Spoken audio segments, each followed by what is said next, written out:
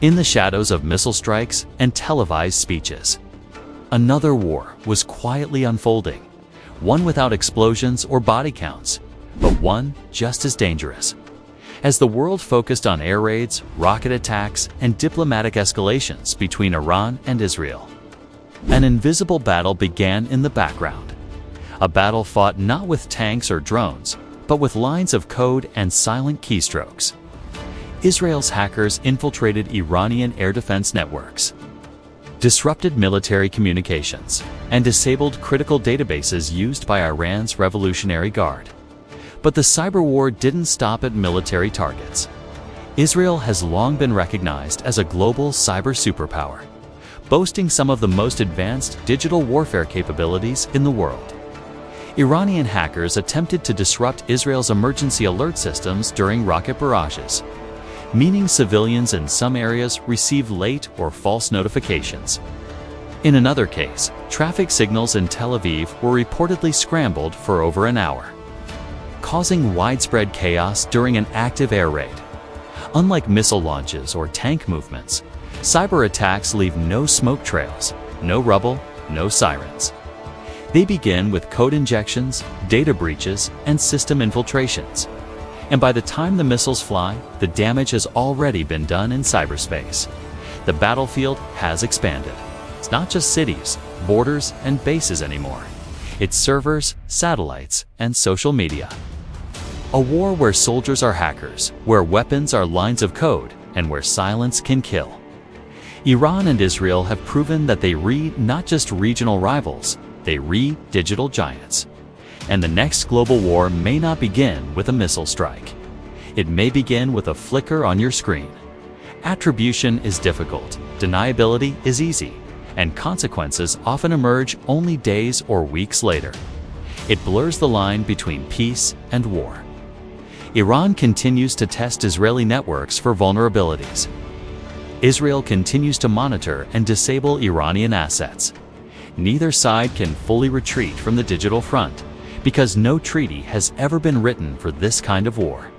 If you're watching this, you're part of the few who understand that the real wars of the 21st century are often the ones we never see. Subscribe to stay ahead of the headlines and to see what lies beneath them. And no battlefield has ever been so permanently online. When is a power outage just bad weather? And when is it an act of war? When your emergency systems fail during a missile strike, who is to blame? These are questions the international community is not ready to answer, and bad actors know it. These are not just inconveniences. In a war zone, timing can be the difference between life and death. It's past operations, including the infamous Stuxnet worm, which silently sabotaged Iran's nuclear centrifuges over a decade ago, marked the dawn of nation-state cyber warfare. But Iran has learned. Over the past decade, Tehran has invested heavily in offensive cyber capabilities. It has trained thousands of cyber operatives, outsourced digital attacks to proxy groups, and even tested capabilities on smaller regional targets like Saudi Arabia and Bahrain. Today, Iran is no longer a passive player in the digital space. It's a cyber force to be reckoned with. It reached deeper into the infrastructure civilians rely on every day. The objective wasn't destruction, it was disruption, confusion, delay. In modern war, information is power, and digital silence can be just as deadly as a missile strike. In one incident, an Iranian military drone swarm suddenly lost synchronization mid-flight. The result, it's believed, of a successful Israeli cyber intervention. At the same time, Iranian state television suddenly broadcast a blank screen during a national address by a senior commander. Whether it was a technical glitch or foreign interference, the message was clear. Nowhere is safe, not even your screens. This was the cyber war you didn't see, and it may have done more damage than any missile barrage. Fake alerts, fabricated videos, and false casualty reports were disseminated across Israeli social platforms, attempting to sow panic and distrust among the population.